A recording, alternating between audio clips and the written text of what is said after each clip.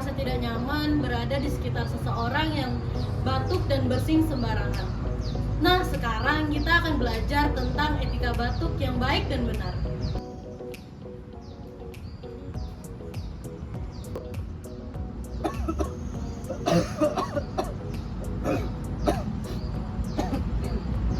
Ih, kok sembarangan banget sih batuknya? Kalau kena saya gimana?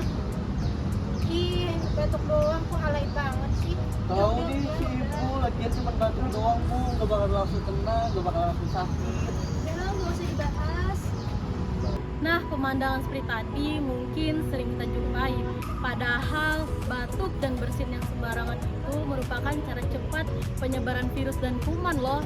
Mari kita saksikan demonstrasi bagaimana cara batuk yang baik dan benar.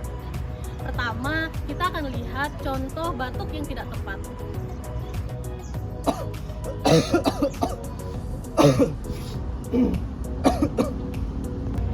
Sekarang mari kita lihat bagaimana etika batuk yang baik dan benar.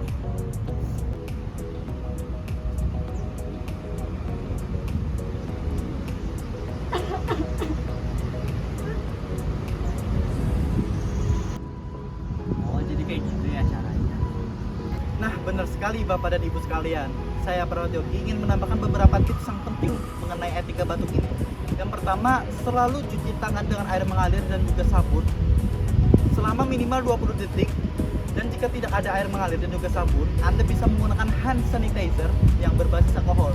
Kedua, jika badan Anda terasa panas dan juga demam, segeralah periksa ke fasilitas kesehatan terdekat. Jangan menunda pengobatan demi kesehatan Anda dan juga orang-orang sekitar Anda. Ketiga, jangan pernah memegang muka, mulut, dan juga hidung ketika habis bersin, karena itu adalah pintu utama bagi kuman untuk masuk ke dalam tubuh kita. Sekian, terima kasih.